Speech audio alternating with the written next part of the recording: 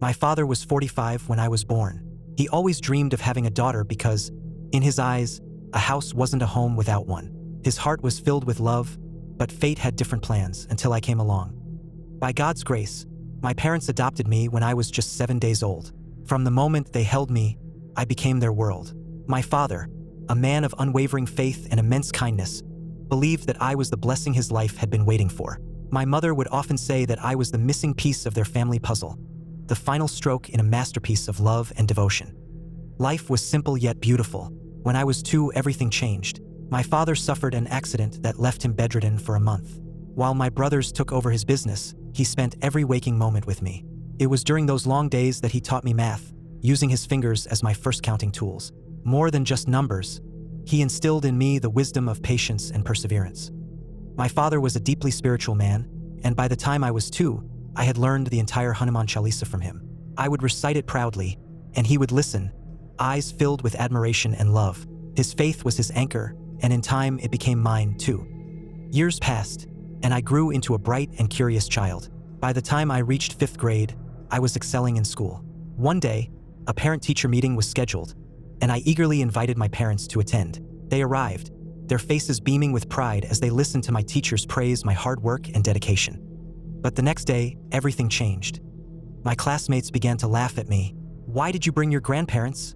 one boy sneered. "Don't you know the difference between parents and grandparents?" Another girl giggled. I felt my cheeks burn with humiliation. Until that moment, I had never seen my parents through the lens of their age. But suddenly, their graying hair, the lines on their faces, the way they walked a little slower, it all stood out. The laughter of my classmates echoed in my ears, planting a seed of shame in my heart. From that day on, I started distancing myself from them. I avoided walking beside them in public.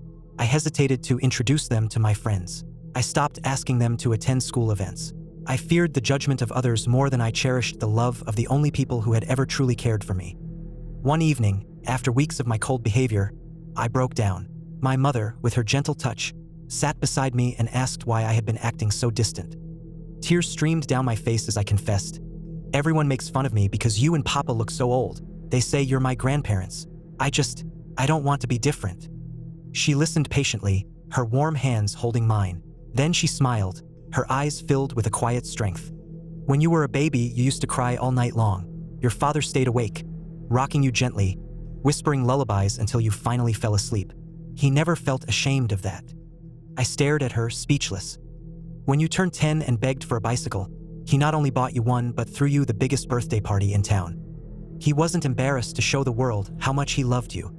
My mother's voice grew softer. "When you were sick and threw up all over him, he held you close, unbothered by the mess. When you misbehaved in front of his friends, he simply smiled and reminded them, 'She's still learning.' He has never once been ashamed of you. He has always been proud to call you his daughter." I felt my chest tighten. The weight of my foolishness pressed down on me like a heavy stone.